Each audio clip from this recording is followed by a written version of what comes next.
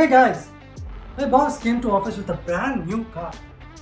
I told my colleague, we should also buy a car like this. He said, it's easy. For that, you need someone to work hard for you with dedication, put in extra hours, and strive for excellence.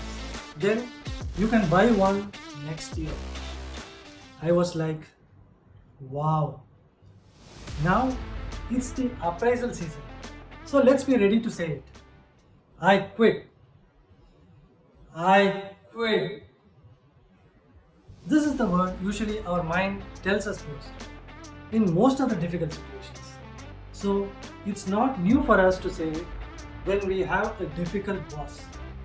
Yes, you are thinking right. Bosses are among the top 3 reasons for people leaving their job. But my arrogant boss, he quit. Quit.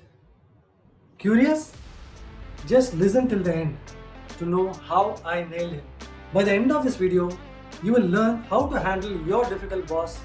There is no good or bad boss. Every boss has some good and bad characteristics attached to him. Only the percentage differs. I once had an arrogant boss and not at all a leader.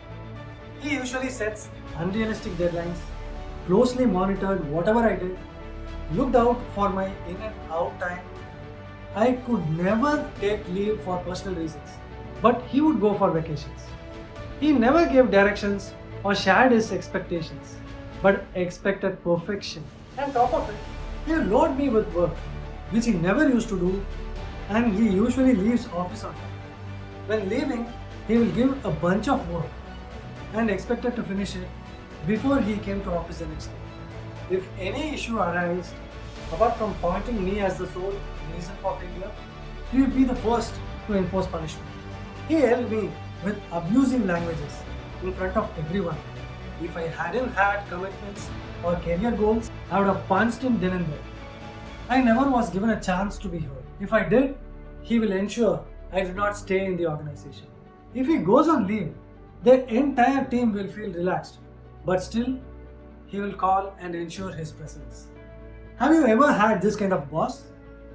What will you do if you had? I know what is going on in your mind. Yes, let's open up at least now. It would be so relaxed to say those buzzwords. To hell with this job. I quit. But it's a good company to work with and gives you enormous benefits.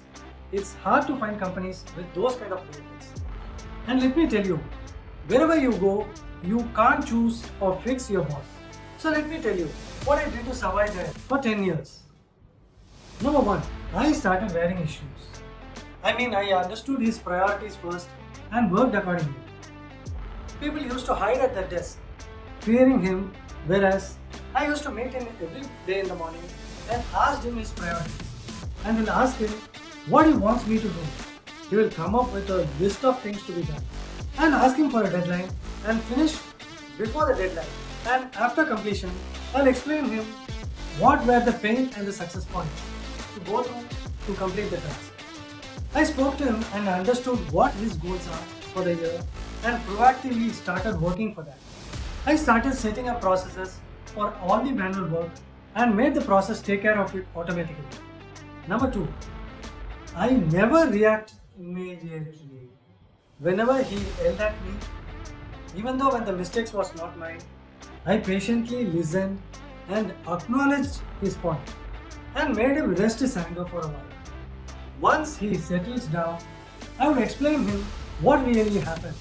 Then he would understand the situation and the real problem and gives me time to work on that. Number 3, I gave little extra performance.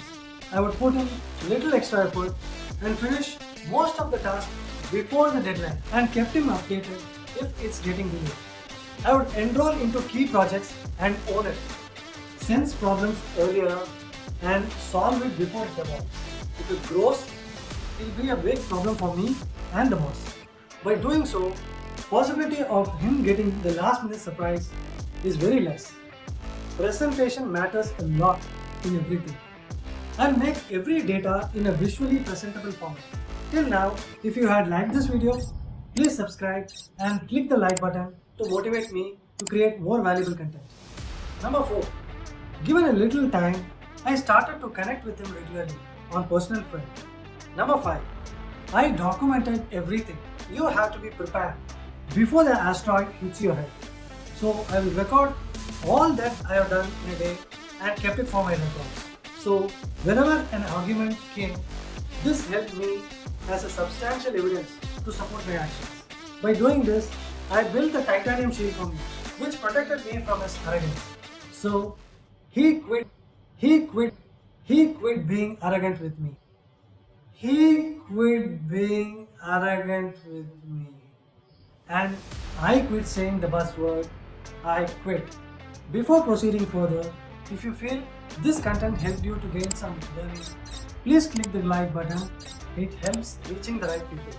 As I spoke about arrogant boss, there are different type of boss like the micro mini manager, the workhorse, the old school, the idiot or an underqualified, the democratic aristocrat, the commander, the power ranger, the data scientist, the perfectionist, the coach, a leader or a visionary, and there are many more.